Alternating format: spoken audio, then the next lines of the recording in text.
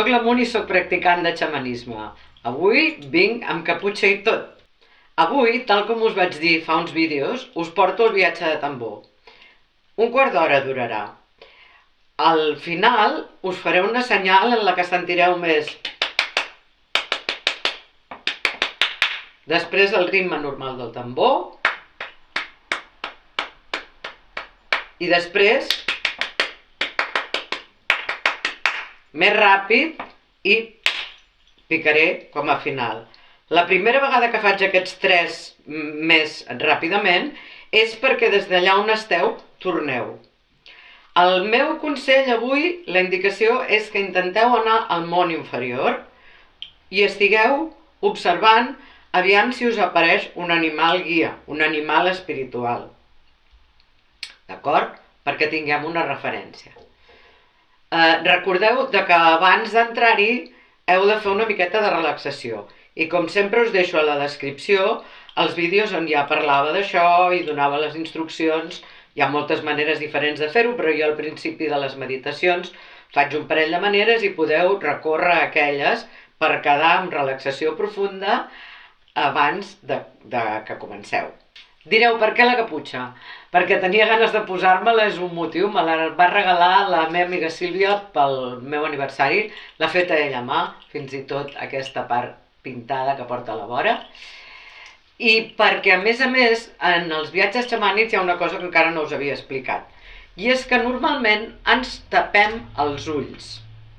Sí que us vaig parlar, quan parlava de Din, d'aquell gairebé arquetip del cec que té la visió més enllà, l'endeví de Vikings, com Odin sacrifica un ull per tenir la visió del coneixement universal, per desenvolupar un sentit més enllà de lo físic, doncs hi ha una part d'això simbòlica i profunda i també hi ha una part de quedar més aïllats i de que no entri la llum per poder entrar més fàcil i profundament en l'estat de trànsit. I aleshores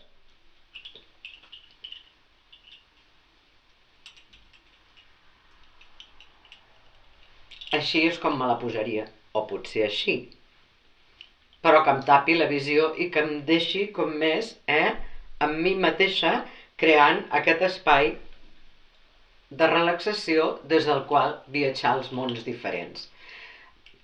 Hi ha gent que s'hi posa una mascareta d'aquestes que es posen per dormir.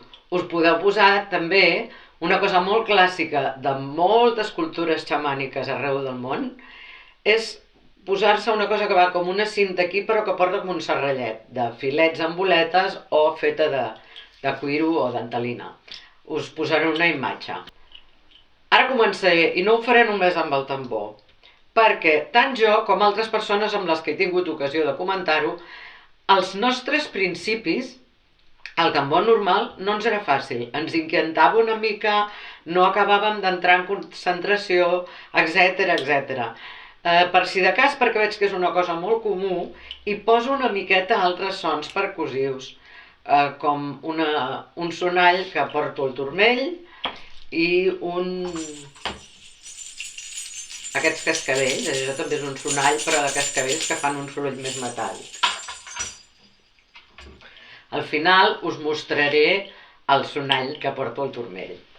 I aquest és el tambor, l'estrella. Està fet de pell de búfal. La part de darrere també són tires de búfal fetes servir com l'encordatge. I la massa és de gamussa i de fusta. El vam fer amb un taller de tambor xamànic. Bé, ara començaré a tocar. No m'estaré tota l'estona a la imatge perquè la idea és que vosaltres tanqueu els ulls per entrar en relaxació i posteriorment en el viatge. Ja sabeu, quan comenci a sonar el senyal de tornada és perquè d'allà on esteu torneu fent el mateix recorregut pel que heu anat a on sigui. M'encantarà que després em dongueu les impressions de l'experiència. Començo, doncs.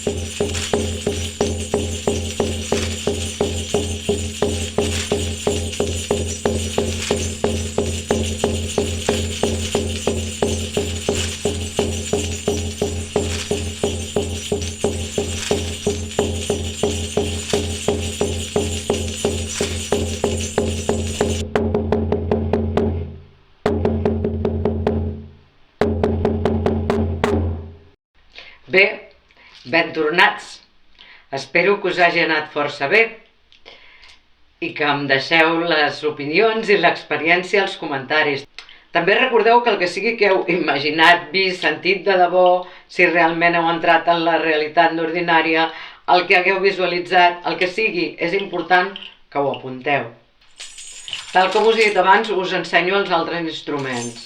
Això és un sonall amb cascavellets, que fa el soroll aquest més metàl·lic, que me l'he fet jo. I aquest és el sonall del turmell, feta amb unes llavors tropicals que m'ha regalat una amiga i que també m'he fet jo. Bé, anirem explicant més coses dels viatges xamànics, però avui, els que sou novells, ja heu pogut fer una primera prova. No oblideu posar els likes, comentaris, que us agraeixo moltíssim, i subscriure-us, si és que encara no ho heu fet, amb la campaneta, recordeu, perquè així us avisa cada vegada que pujo contingut. Fins molt aviat!